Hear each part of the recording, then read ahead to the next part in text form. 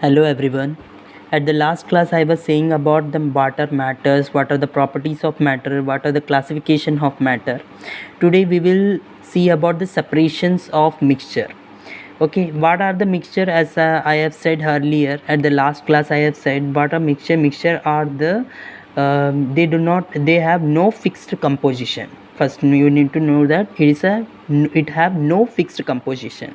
It is formed by the combining two pure substances. When we combine two pure substances, it forms a mixture. So there are some cases where we need to separate any mixture. For when we make a tea, there is a need to separate a mixture from we need to separate a insoluble substance from a soluble component. Okay, when we for example we are taking a sugar. If a sugar consists of some soil particles, if it consists of some insoluble particles, and when we dissolve it in water, some insoluble particles get undissolved and they remain in the solvent. So these are the filtration with the use of some utensils, homeware utensils which contain a net cloth, which helps to separate the insoluble substance from a soluble substance. Okay, we can say that. Next, it comes to a crystallization. What is crystallization? It is used to separate the mixture of inorganic solids with the help of a suitable solvent. Or example, the mixture of sugar and salt is separated by using of ethyl alcohol as a solvent, in which sugar is soluble but salt does not. Okay, it is used to separate the mixture of inorganic solid. At last class I have said that what is an inorganic substances and the difference between organic and inorganic substance. If you are new to this channel, please go through that older ones and know about what is organic and inorganic substances. With the help of suitable solvent we can remove or we can filtrate out or we can separate out the insoluble substances. Okay, the mixture of sugar and salt is separated by a ethyl alcohol. Ethyl alcohol is an organic form or it is a chemical form. As a solvent in a sugar is soluble but salt does not. Next comes a sedimentation and decantation. Okay, sedimentation means it is a process by which insoluble heavy particles in liquid allowed to settle down. If I'm taking a bottle, 50 ml of bottle or 10 ml of 1 liter of a bottle, I'm taking a 1 liter of bottle, and I'm filling up to a 500 ml of water in it, and I'm putting some salt on it. Salt. No, it would be soil. If I am putting soil and after nicely mixing it and I am keeping it in rest for a 5 minutes. It may take a 20 second, 30 second. Does not need a 5 minutes. For we am taking for a 1 minute, 2 minute at least.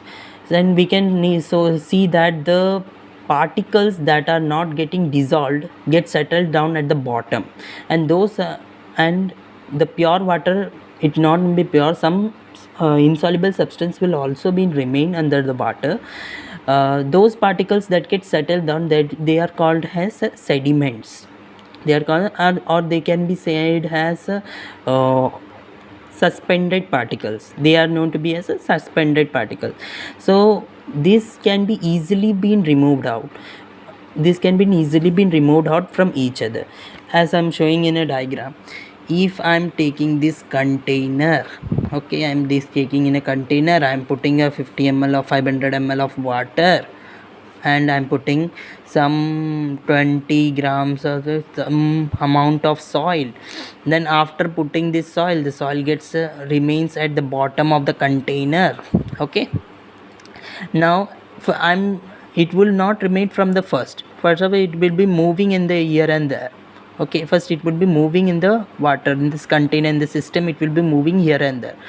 After that, for keeping for a while, we can see that the soil particles get settled on. This can be said as a suspended particles. Okay, later we will say about the suspended collision particles, suspended, what is Tyndall effect, we will see about that.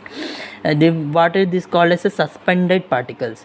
Now this upper layer of water is being separated in a beaker container, and another, this soil is taken in another container. In this way, mixture can be separated out from each other. This is sedimentation. And now, what is decantation? Is a process by which clear liquid obtained in the sedimentation is transferred into another container without disturbing the settle. Is the same as the sedimentation process. What is the sedimentation process? I explained it already in sedimentation process. In this sedimentation process, we were taking two layers. We were getting this two layer. This two layer without disturbing it. Okay, slowly I am taking the first layer into the one container and the second layer into the another container. According to sedimentation process, it was only that this two layer consisting in the container was separated by a particular layer. We can say they are being kept undisturbed from each other. Okay, they are being removed to each container. This is sedimentation and decantation. Both these two are related to each other. Next come into the centrifugation. It is a method based upon principle that the denser particles are forced to settle at the bottom and the lighter particles stay at the top when spun rapidly. Okay, what is this centrifugation method? Centrifugation, denser particles are forced to settle at the bottom. Okay, denser particles mean which are heavier particles are forced to settle at the bottom. If this is the case, these are settled at the bottom. Okay, particles are forced to settle at the bottom and the lighter particles stay at the top of the span. If anything, it is a normal, it's a basic form, or we can say it is a common sense that if we are putting some heavier particles, if I'm putting some mixture of heavier and lighter particles, then the heavier particles get settled down and the lighter particles remains at the top. Okay, they remain at the top. So the heavier particles remains at the bottom and the lighter particles remains at the top.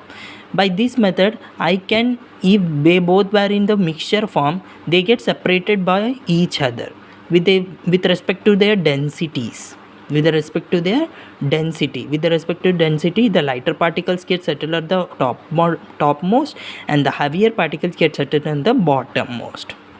Okay, this method is known as centrifugation. Where it is used in diagnostic, blood, urine test, dairies and home separate, butter and cream, removal of butter from cream, in washing machine to squeeze out water from wet clothes. You may watch in washing machines also.